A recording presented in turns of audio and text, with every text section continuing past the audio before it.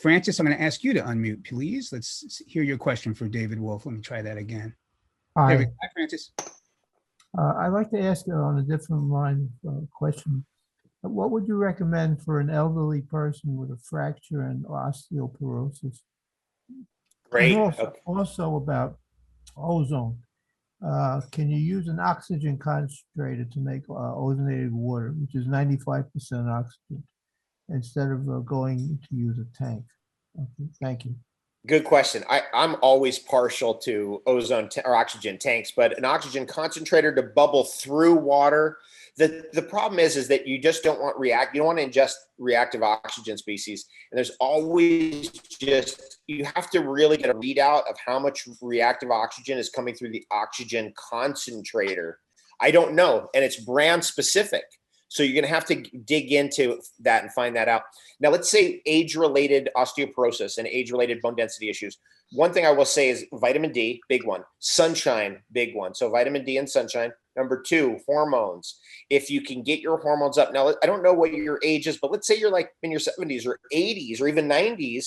You may want, it's easy to find, and I'm just going to say this because it's easy to find. You can actually use progesterone cream. I know that's for women. But at your age, what will happen is you put just a little tiny bit right here one day, put a little bit here one day, and you do that maybe 4 or 5 times a month. And your body will convert that progesterone into testosterone. And that happens with a man. You can't do too much of it, obviously, but you can do a little bit. And that will up testosterone, which is really a good way to get better bone density. All this osteoporosis is ultimately related to 3 things. 1 is lowering of hormones. 2 is lowering of sunlight. 3 is we got to get the right nutrients, minerals, and we got to get the pressure on the bone and walking exercise. The minerals that we want, and the best thing is horsetail tea. Horsetail tea is a favorite of mine personally, or bamboo silica.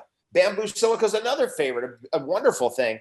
So bamboo extracts you can find as well. And then that converts into the bone density. You're like, wait, there's no calcium in it though. That's the thing, is our calcium theory is not the correct theory. The ancient herbal theory works. And I know that years ago, I had a gal, 83, she broke her wrist. She was an Ann Wigmore disciple. And they were like pins, needles, screws. They were going to do a whole number on her. She's like, I'm 83. Come, what is this? So she decided she was going to listen to Ann Wigmore. So she went back to the Ann Wigmore books, and Ann Wigmore told her, drink horsetail tea. 3 weeks later, she had motion back in her wrist, and 6 weeks later, she was basically back to normal. So you have to be very careful in this area, because there's really good folk herbal medicine out there, very cheap. I mean, horsetail tea, I love horsetail tea. It's delicious, actually, and really good for your bones. Great stuff, David. Thank you. And I'm going to ask Rita to unmute now for your question for David Wolfe. Hi, Rita. Thank you, Ben. Okay, thank you, Ben, for bringing me in. David, it is always a learning process. I love it.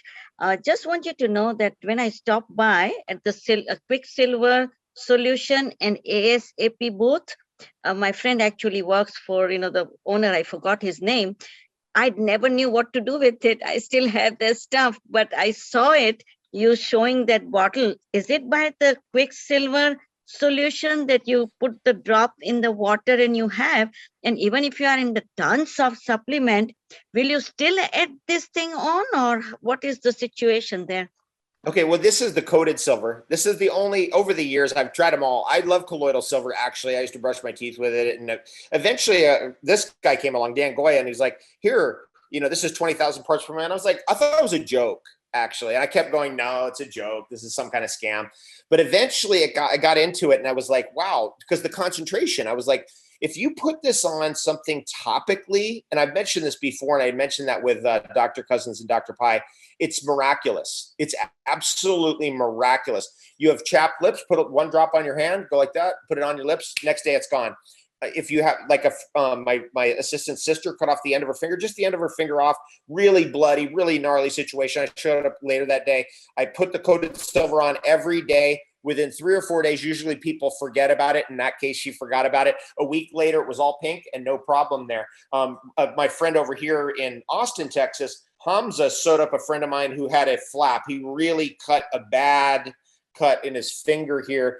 And so they called me from the hospital, and he's like, okay, I'm going to sew this thing back up. But Joyous, the guy who actually had the cut, he's saying to put the coated silver directly in underneath the flap, which you, as a doctor, you don't sew somebody up when they put something underneath the flap and then sew it in. I was like, no problem, just put it underneath. And he's like, okay, I'm going to try it, but this is not how I'm trained. So he sewed it up.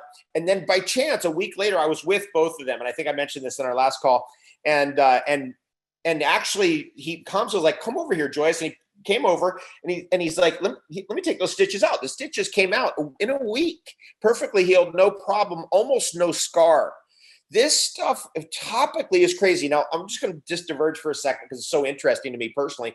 Why? I mean, we didn't know that. Nobody knew that, actually. It's just things we've kind of discovered along the way, because this product's only been out for about 3 years. It's been out longer in industry, but for human use, it's been only been about 3 years. And why is it so important there? What has to do, the skin is an extension of the nervous system, and silver affects our nervous system. And one of the reasons why I don't take silver for immunological reasons now at this point, it's not the reason I take it. I take it because it appears for me to sharpen my wit and my nervous system. That's why I personally take it. I'm not taking it for immunological benefits. They're there, but it's not the reason. Remember, silver is the most conductive metal in the world. It's also antagonistic to lead and lead poisoning. So there's other little things that are going on with silver, and skin is an extension of our nervous system. And that's what I suspect is going on. That's why I think it's so effective for skin stuff.